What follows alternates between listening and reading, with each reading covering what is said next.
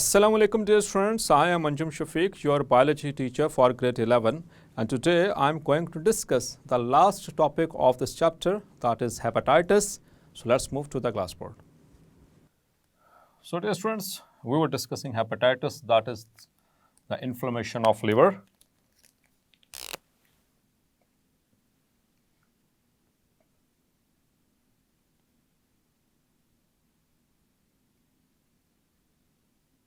Short question में आपसे पूछा जा सकता है, inflammation of liver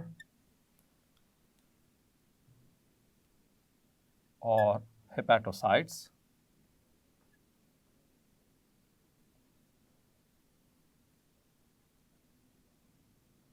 is called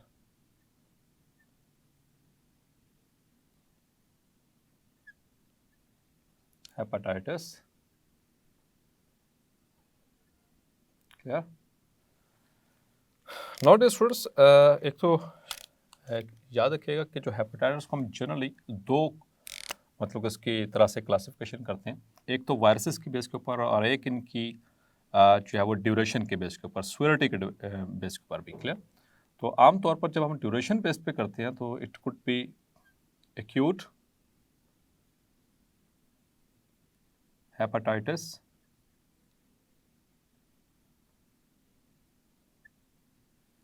and number 2 is chronic hepatitis. तो एक्यूट हेपेटाइटिस आमतौर पर इसका जो ड्यूरेशन होता है वो कम होता है, शॉर्ट टाइम्ड होता है, लेकिन इसके जो सिम्टम्स की इंटेंसिटी होती है, शिद्दत होती है, वो ज़्यादा होती है एक्यूट हेपेटाइटिस में। जबकि क्रॉनिक हेपेटाइटिस ये लॉन्ग ड्यूरेशन का होता है और इसमें जो सिम्टम्स की इंटेंसिटी होती है, शिद्दत होती है, वो थोड़ी कम होती है कंपैरेटिवली। सो टाइप्स जो जनरली हम वायरस की बेस के ऊपर कर रहे हैं, तो ये तो बेसिकली ड्यूरेशन और इंटेंसिटी के बेस के ऊपर थी। सो types of on the basis of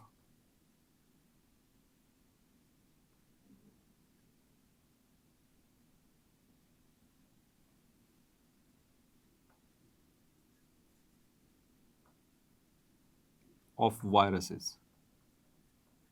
so viruses की बेस के ऊपर जो इसके टाइप्स है उसको हम डिस्कस करेंगे। सो प्रीवियस लेक्चर में बताया था 7 डिफरेंट कैटेगरीज हैं हेपेटाइटिस की।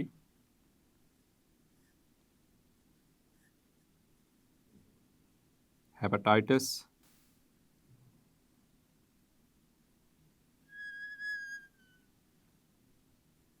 ए, B, C, D, E, F and G. तो ये 7 एग्जाम का हेपेटाइटिस है जिसको हम डिस्कस करने जा रहे हैं। So let us start from type 1। तो उसको एक कॉम्प्रिहेंसिव वे में प्रेजेंट करूंगा, कंपैरिजन में इसको करते हैं ताकि याद रखने में आपको आसानी हो।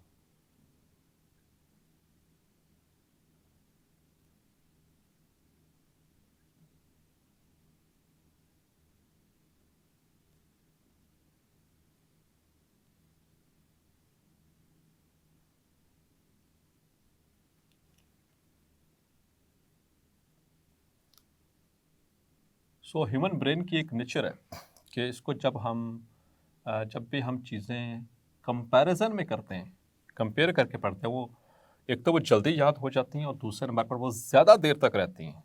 ठीक है, वो ज़्यादा देर तक हमारी मेमोरीज में रहती हैं। So first of all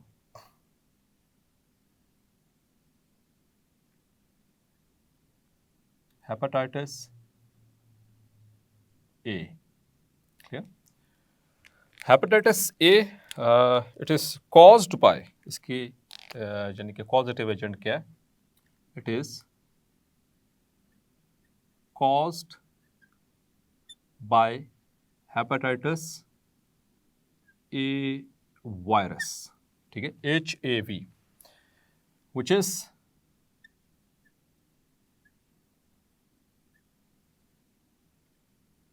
RNA and non enveloped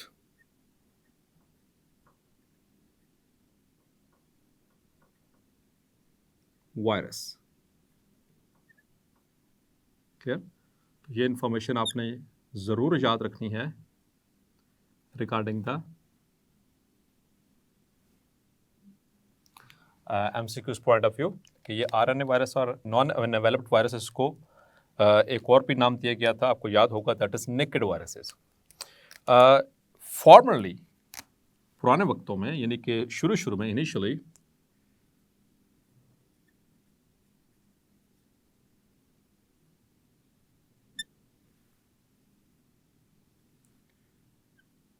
it was called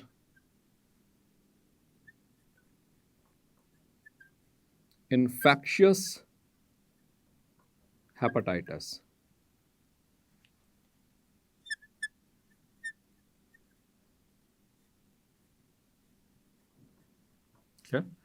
शुरू में इसको इन्फेक्शियस हेपेटाइटिस भी कहा जाता था।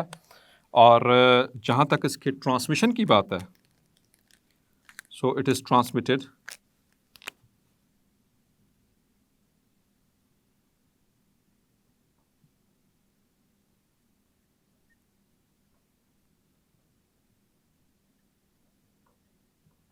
by the feces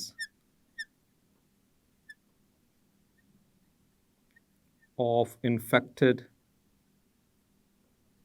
person. Clear? By the feces of infected person. और इसके जो symptoms होते हैं, ठीक है, its symptoms are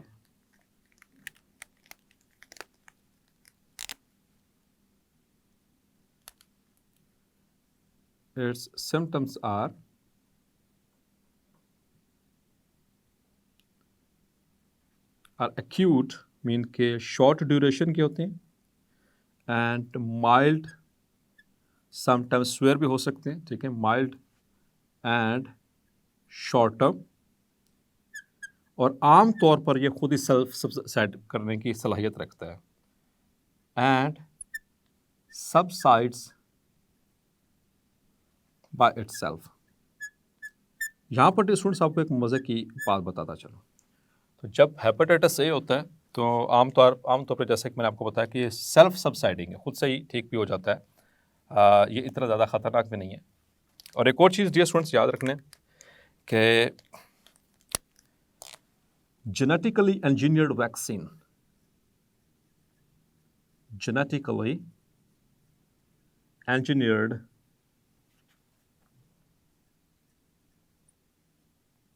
vaccine is available for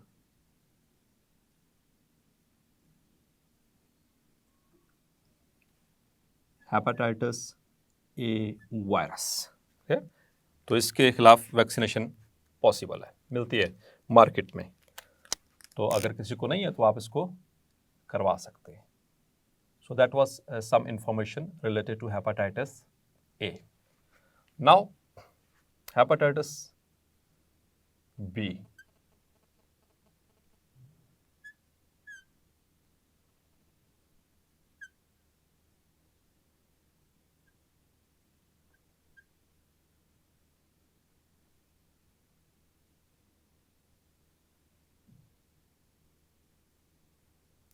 So hepatitis B, it is caused by, किस वजह से होता है hepatitis B? It is caused by HBV, hepatitis B virus.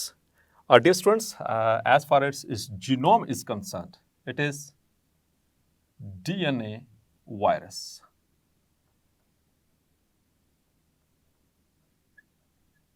It is DNA virus. और फॉर्मली इसको, यानी कि इसका जो सेकेंड नेम है, it is also called as serum hepatitis. इसको सीरम हेपेटाइटिस भी कहा जाता है। सीरम का पता है ना डियर स्टूडेंट किसे कहते हैं? तो जो प्लाज्मा में से क्लॉटिंग फैक्टर को माइनस कर दें तो बाकी जो लिक्विड बचेगा, that is called as serum. और इसको सीरम हेपेटाइटिस कहा भी इसलिए जाता है क्योंकि इसके मोड ऑफ ट्रांसमिशन पे ब्लड टू ब्लड आमतौर पर, यानी पर्सन टू पर्सन, ये ब्लड टू ब्लड जो है ये ट्रांसमिट होता है। ज़्यादा मोड ऑफ जो इसका ट्रांसमिशन है वो ब्लड के जरिए होता है, इस वजह से इसका नाम सीरम हेपेटाइटिस रखा गया। नेक्स्ट आते हैं इसकी ट्रांसमिशन पे। इट इज ट्रांसमिटेड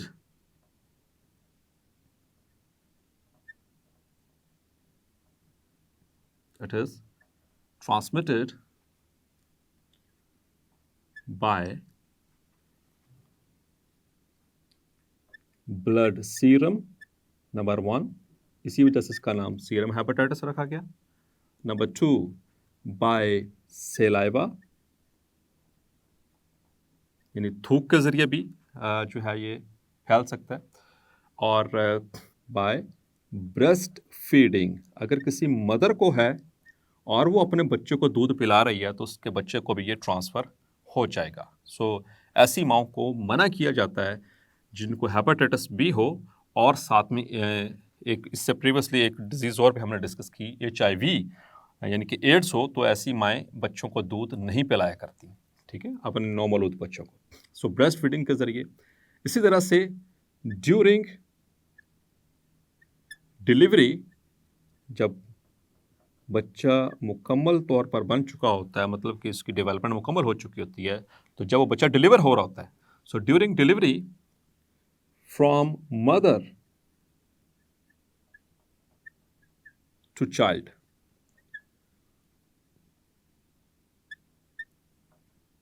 उस बच्चे को हो सकता है, या फिर आफ्टरवर्ड्स, इसके बाद, afterwards bye sexual contact.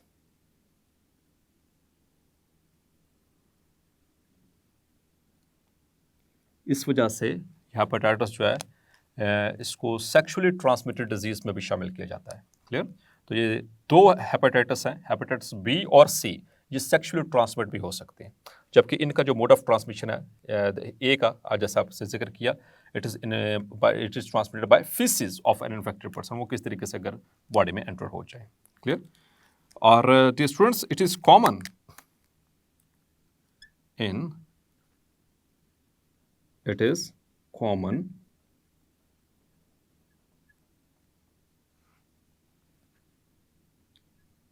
in Asia, China, Philippines, the Filipinos, Africa, and Middle East, मशरिक़े वस्ता। इन कंट्रीज के अंदर हेपेटाइटिस बी का जो इन्फेक्शन है ये बहुत कॉमन है, ठीक है। और शुगर के साथ साथ हेपेटाइटिस बी एक अच्छे खास सिग्निफिकेंट रेशियो से ऑल ओवर द वर्ल्ड जो है वो फैल रहा है। Clear?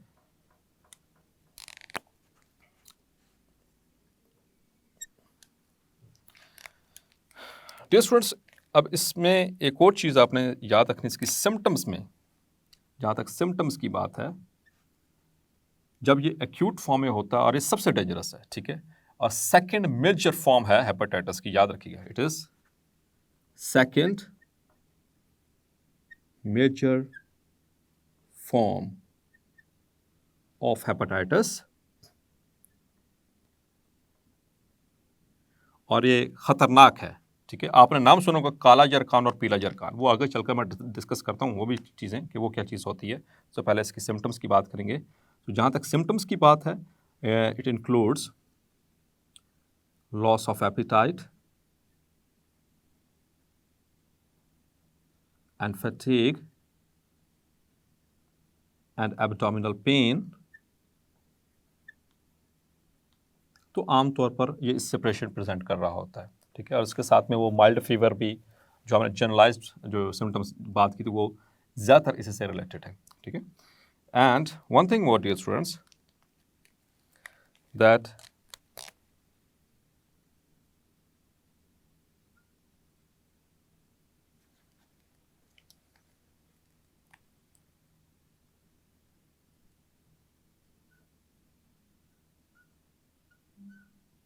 genetically engineered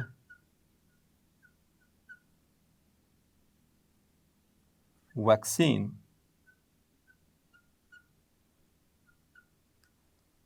is also available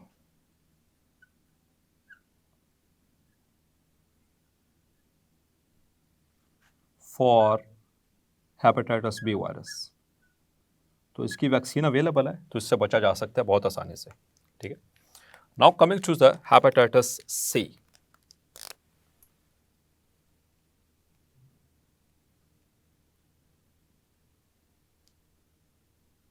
ये 3 मेजर फॉर्म्स हैं हेपेटाइटिस की।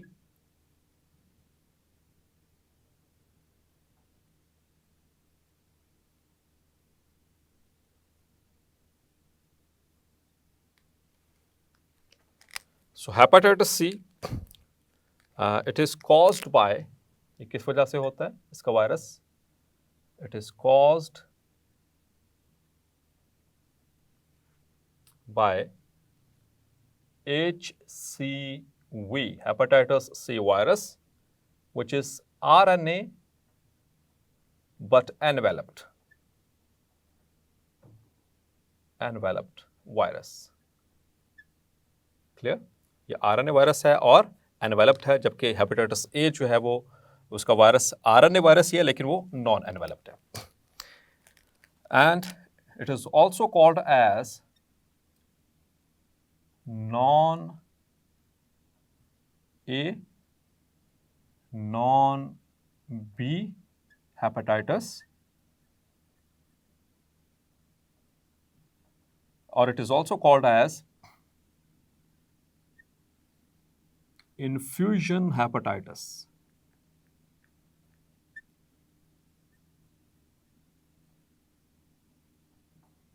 क्लियर? इसको इन्फ्यूजन हेपेटाइटिस भी कहा जाता है। तो ये दोनों इसी के नाम हैं। और जहाँ तक इसकी ट्रांसमिशन की बात है, ये किस तरह से एक पर्सन से दूसरे पर्सन में जाता है, सो इसके उसी तरह से 3 मोड हैं। Number 1, it is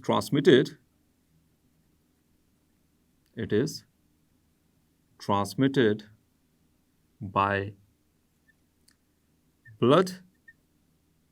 clear? Blood transfusion की बात हो रही है, ठीक है? Blood transfusion, number 1. Number 2, during delivery, जैसे बी में होता है, ठीक है, during delivery from mother to the child and afterwards, और इसके बाद भी ये ट्रांसमिट हो सकता है bye sexual contact.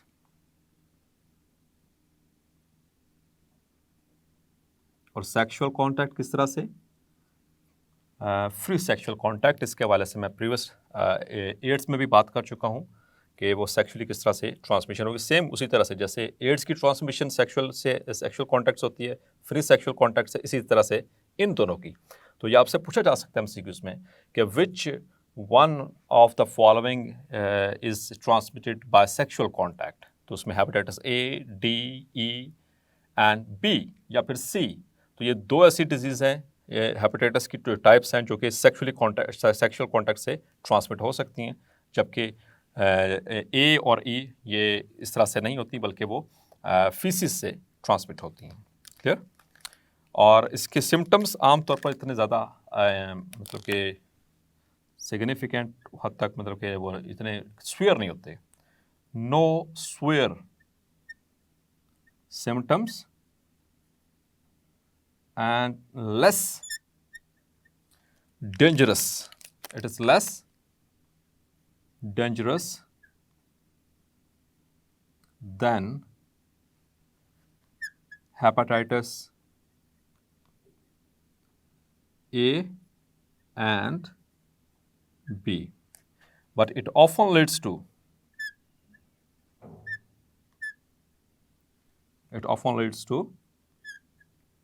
Liver damage. इससे लिवर डैमेज हो सकता है अगर ये क्रॉनिक हो जाए, इफ इट becomes chronic, अगर ये ड्यूरेशन में ज़्यादा हो जाए तो उससे लिवर डैमेज हो सकता है। इस तरह बी में भी ऐसी पॉसिबिलिटी होती है कि उसमें जो लिवर जो सिरोसिस है वो स्टार्ट हो जाए, लिवर की जो उनकी डिजीज़ है, सिरोटिक लिवर डिजीज या क्रॉनिक लिवर डिजीज़, वो स्टार्ट हो सकती हैं। और there is no vaccination against C, no vaccination clear is available, फिलहाल नहीं है। क्लियर। और डियर स्टूडेंट्स, इन दोनों डिजीज को कहा जाता है काला जरकान। बी और ए को काला हम आमतौर पर किसी खौफनाक चीज़ को यानी कि रिप्रेजेंट करने के लिए एक नोशन के तौर पर इस्तेमाल करते हैं। तो हेपेटाइटिस की यानी जरकान के जितने भी टाइप्स हैं उनमें से बी और सी ये दोनों डेंजरस हैं, और इनमें भी अगर हम कंपेयर करें तो सबसे खतरनाक, इसमें सबसे dangerous that is B, hepatitis B. ठीक है, तो इन दोनों को कलेक्टिवली कहा जाता है काला जरकान, क्योंकि अल्टीमेटली ये लिवर को बुरे तरीके से इफेक्ट करती है। हेपेटाइटिस ए और हेपेटाइटिस ई इनको खास तौर पर कहा जाता है पीला जरकान। ठीक है, सो ये टर्मिनोलॉजीज हमारे इस्तेमाल जो होती हैं हमारी लोकली, तो उसको मैंने एक्सप्लेन कर दिया। इसी तरह से hepatitis D,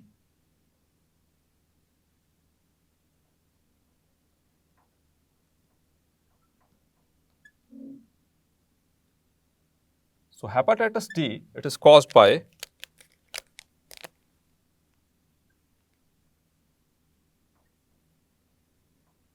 hepatitis D virus और which is actually RNA virus। ठीक है, ये भी RNA वायरस है, और इसका एक और भी नाम है like all of these three, it is also called delta hepatitis, delta hepatitis। Clear. और डियर स्टूडेंट्स, एक और चीज़ जो बहुत इंटरेस्टिंग फैक्ट आपको बताने लगा हूँ कि हेपेटाइटिस डी उस वक्त तक नहीं हो सकता जब तक कि आपको हेपेटाइटिस बी ना हो। ये बात ज़रा गौर से सुने, किसी भी शख्स को हेपेटाइटिस डी उस वक्त तक नहीं हो सकता जब तक कि उसको हेपेटाइटिस बी ना हो। यानी कि अगर पहले से बी किसी को हुआ है तो वही एक्वायर कर सकता है डी को, अदरवाइज ये डी आइसोलेटेड फॉर्म में यानी अकेले से ये कोई अलग से डिजीज़ नहीं होगी। ठीक है, इसके साथ उसकी रीज़न मैं बता देता हूँ। रीज़न यह है कि जो हेपेटाइटिस डी वायरस है, ये इसको रेप्लिकेशन के लिए जो इंस्ट्रक्शंस चाहिए होती हैं, जो प्रोटीन्स चाहिए होती हैं, वो मौजूद हैं बी के पास। तो इसकी मौजूदगी में ही ये रेप्लिकेट करेगा और अपने आगे से वो जो है डॉटर सेल्स जो हैं वो बनवाएगा, अदरवाइज पॉसिबल ही नहीं है। ठीक है, तो ये चीज़ आपने एक इंटरेस्टिंग फैक्ट याद रखना है कि बी की मौजूदगी में ही डी हो सकता है, अदरवाइज नहीं। अगर एक और इंटरेस्टिंग फैक्ट बताऊं, अगर डी और बी दोनों हों, if there is hepatitis B and D, ये एट अ टाइम एक शख्स को हैं, तो पहले बी होगा तो तभी डी होगा ना। ठीक है, तो अगर दोनों हेपेटाइटिस मौजूद हैं तो इसे कहते हैं को इन्फेक्शन, इसे को इन्फेक्शन भी कहा जाता है। इट इज कॉल्ड एज को इन्फेक्शन। और अगर पहले बी है, जैसे कि आमतौर पर होगा, if there is B hepatitis पहले बी हो एंड देन, यानी ये दोनों अगर बैक वक्त हों, बी और डी एट अ टाइम हो तो को इन्फेक्शन। अगर hepatitis B then hepatitis D बाद में हो तो इसे कहते हैं super infection, that is called as super infection. तो दोबारा से इस पॉइंट को समझिएगा कि अगर ये दोनों ऑर्गेनिज्म एट अ टाइम चले गए बॉडी के अंदर तो तब दोनों ही हो जाएंगे, हेपेटाइटिस बी भी होगा, हेपेटाइटिस डी भी होगा। अगर ये दोनों एट अ टाइम हो जाएं तो उसे कहते हैं को इन्फेक्शन। और अगर पहले बी हुआ था और उसके बाद डी हुआ, so it is called as super infection. तो ये इन दोनों का आपस में इंटरेस्टिंग रिलेशनशिप मौजूद है, ठीक है। तो डी कभी भी उस वक्त तक नहीं हो सकता जब तक कि कोई पर्सन बी से सफ़र ना कर रहा हो। अब आइए बात करते हैं ई के हवाले से, hepatitis E.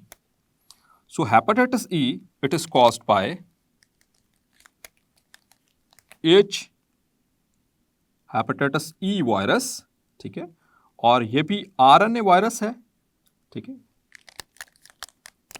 So we are talking about now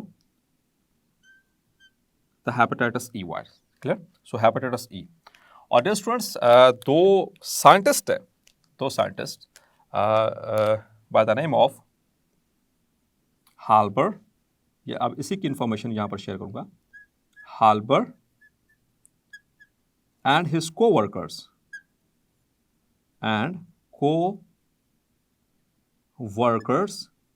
in 2001 में, ठीक है, इन्होंने ये साबित किया, उन्होंने ये डिस्कवर किया कि pig might be the source of, that pigs are sources of hepatitis E virus, ठीक है। इन्होंने डिस्कवर किया 2001 में हाल्पर और उनके इसके कोवर्कर्स ने। बाद में मजीद रिसर्च हुई तो पता चला कि हेपेटाइटिस ई के जो मेन रिजर्वायर है, इसकी जो मुख्तलिफ तरह की स्ट्रेन्स होती हैं, इसका जो मेन रिजर्वायर वो ये पिग है, ठीक है। तो ये पिग से, और दूसरा pig plus faeces, pigs plus faeces, ऐसा शख्स जिसको ई हो चुका है उसके फीसिस से, और दूसरे नंबर पर पिग से, जो पिग स्लॉटर हाउसेस होते हैं, ये बाहर के मुल्कों में, अल्लाह का शुक्र है ये हमारे यहाँ ये बहुत कम यानी कि इसका चांस है, क्योंकि सूअर से हमारा लेना देना बहुत कम है, दूर दूर तक नहीं है। तो जो पिग है ये बेसिकली इसके रिजर्वायर्स हैं। तो जहाँ इन फॉरेन कंट्रीज जहाँ पर इसको पोर्क मीट खाया जाता है, इसके गोश्त को कहते हैं पोर्क, ठीक है, जैसे जो है वो जो चिकन, ठीक है, इसी तरह से उसका बीफ जो बड़ा गोश्त होता है, जो छोटा गोश्त जिसको हम बकरे का गोश्त को कहते हैं मटन, इस तरह से जो सूअर का गोश्त इसको पोर्क कहा जाता है। तो पोर्क मीट जो है ये इसको सोर्स समझा जाता है। जो स्लॉटर हाउसेज होते हैं पोर्क के, यानी कि पिग्स के, और पिग फार्मर्स जो होते हैं ये, उनको आमतौर पर इन्फेक्शन होने के चांसेस ज़्यादा होते हैं, और उसी के सर्कल में ये ज़्यादातर फैलता है। So now let's come towards the F, ठीक है। अब एफ के हवाले से आपको एक इंटरेस्टिंग इंफॉर्मेशन देता चलूँ, ठीक है। वैसे तो they are unidentified, it is written unidentified, but if I'm talking about the update information regarding F and G. So F basically it is a hypothetical virus. It is hypothetical समझते हैं, बस किताबों में ही है। मतलब कि शुरू में एक कुछ अर्सा पहले, शुरू नहीं मतलब कुछ अर्सा पहले हेपेटाइटिस हुआ कुछ लोगों को, और जब उनका वो टेस्ट किए गए तो उनमें से कुछ वायरस जो है उन्होंने कहा निकले, और उस वक्त उन वायरसेस ये यहाँ तक तो पॉसिबल थे, यानी कि यहाँ तक तो आइडेंटिफाई हो चुके थे ई तक। तो उन्होंने कहा जी ये भी एक वायरस है, ये अजीब किस्म का वायरस है, मतलब डिफरेंट वायरस है जो कि हेपेटाइटिस कॉज कर रहा है। तो उन्होंने इसको फौरी तौर पर क्या नाम दे दिया, ई के बाद एफ। सो हेपेटाइटिस एफ का नाम दे दिया गया कि जी हेपेटाइटिस एफ जो एक और वायरस आ गया उसकी वजह से हो रहा है। लेकिन बाद में फिर जब मज़ीद रिसर्च हुई, काफ़ी अर्से तक इसकी खोज लगाई गई, इसको डिस्कवर करने की कोशिश की गई, तो ये मिला ही नहीं। मतलब कि वो एक बाय चांस कोई ऐसी सिचुएशन पैदा हो गई कि जिसमें हेपेटाइटिस था, उसमें कोई वायरस भी था। अब उसमें अल्लाह बेहतर जानता है कि क्या सिचुएशन बनी, कि उनकी कोई डायग्नोस्टिक इशू था या कोई इस तरह का कोई एनी काइंड ऑफ लेकिन बाद में ये वायरस कभी नज़र ही नहीं आया। मतलब ज़मीन खा गई या आसमान इसको खा गया, कोई पता नहीं। इस वजह से इसको हाइपोथेटिकल वायरस कहा जाता है एफ को। और लास्ट में जी, जो हेपेटाइटिस जी है डियर स्टूडेंट्स, हेपेटाइटिस जी, अब इसकी इंफॉर्मेशन यहां पर शेयर करूंगा। It is caused by hepatitis G virus. इसको आइडेंटिफाई किया गया था 1995 में।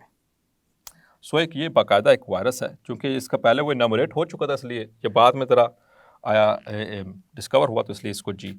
इसके हवाले से भी यानी कि इन्फेक्शंस के हवाले से स्टडी की गई, और एक बहुत इंटरेस्टिंग फैक्ट मिला कि ऐसे लोग जिनको हेपेटाइटिस सी रह चुका है, ये उनके अंदर इसके होने के चांसेस ज़्यादा होते हैं हेपेटाइटिस जी के। तो ये मज़ीद उस पर भी रिसर्च मज़ीद चल रही है, तो अब इसके ऊपर मज़ीद वर्किंग चल रही है क्योंकि ये आगे फैलता ही है। लेकिन याद रखना है कि ये जो सी फॉर्म्स हैं, ये these 3 forms they are the 3 major forms, ठीक है। और ये चूंकि हमारा जो ये चैप्टर था ये वायरोलॉजी से रिलेटेड था, मीन्स वायरस से रिलेटेड था, इसलिए हमने हेपेटाइटिस की जो टाइप्स पढ़ी हैं वो इसी से रिलेटेड पढ़ी हैं। तो इनकी आपने डिफ्रेंसिएशन ज़रूर रखनी है। ये एक कोशिश की है मैंने कि आपको ये एक कॉम्प्रिहेंसिव वे में इसको कंपैरेटिवली जो है इसको पढ़ाया जाए ताकि आपके कॉन्सेप्ट्स भी क्लियर रहें और आप इसको याद रखने में भी इसकी आसानी रहे। तो ये इसकी इन्फॉर्मेशन, तो ई, एफ और जी की इन्फॉर्मेशन थोड़ी थी, मज़ीद मैंने वर्बली आपको एक्सप्लेन कर दी। लेकिन आम तौर पर जब ये इनमें से जो शॉर्ट क्वेश्चन और लॉन्ग क्वेश्चन बनने हैं, लॉन्ग क्वेश्चन बनेगा तो उसमें तो आपने एज इट इज़ जैसे मैं आपको बताया कि इसमें आप इसको इन्फॉर्म करेंगे। लेकिन एमसीक्यूज़ पॉइंट ऑफ व्यू से आपने आप जो चीज़ें नोट करनी है, एक तो ये चीज़ कि इन्फेक्शियस हेपेटाइटिस किसे कहा जाता है, विच one of the following is called infectious hepatitis. इसी तरह से सीरम हेपेटाइटिस किसे कहा जाता है, ये एमसीक्यू है। Non A non B hepatitis या इन्फ्यूजन हेपेटाइटिस किसे कहा जाता है, डेल्टा हेपेटाइटिस किसे कहा जाता है, ठीक है। वो कौन सा ऐसा हेपेटाइटिस है जो पिग्स के जरिए फैल सकता है, so that is hepatitis E, सूअर से, ठीक है। इसी तरह से इसलिए तो हमारे जो उनसे रिलीजन है the best religion in the world, उसमें इसको हराम कहा गया। न सिर्फ हेपेटाइटिस ई डियर स्टूडेंट्स, इसके अलावा भी बहुत सारी ऐसी डिजीज़ हैं जो कि पोर्क मीट से फैलती हैं, वो आगे चलकर आप मज़ीद किसी हायर क्लासेस में डिस्कस करेंगे उसको। इसी तरह से हेपेटाइटिस इनकी ये बात होगी ई की, और इसमें हाल्बर और को वर्कर्स की जो कौन से सन में इन्होंने इसको यानी कि वो हाइपोथेसिस दिया और डिस्कवर किया कि that pigs are the sources, that is 2001। ये भी एमसीक्यू है, ठीक है। अब आपसे ये भी पूछा जा सकता है कि कौन से which one of the following hepatitis can be transmitted sexually, A and D, A and E, G, F और B and C. So the correct option will be B and C. इसलिए मैंने इसको बोल्ड किया, इसको अलग से आपको bold करके दिखाया कि ये दो ऐसी डिजीज हैं हेपेटाइटिस बी और सी जो कि सेक्सुअल कॉन्टैक्ट से भी फैलती हैं। इस वजह से these two are in only included in the sexually transmitted disease along with AIDS, syphilis, gonorrhoea, ठीक है। इनके साथ साथ ये उनके साथ शामिल की जाती हैं, जो कि अब सेकेंड ईयर में चैप्टर नंबर 18 उसमें इसके एंड पे एक टॉपिक मौजूद है, वहाँ पर आप इसको स्टडी करेंगे। सो डियर स्टूडेंट्स, होपफुली आज का लेक्चर भी आपको क्लैरिफाई हो गया होगा। मिलते हैं नेक्स्ट लेक्चर में, तब तक अपना ख्याल रखिएगा। अल्लाह हाफिज़।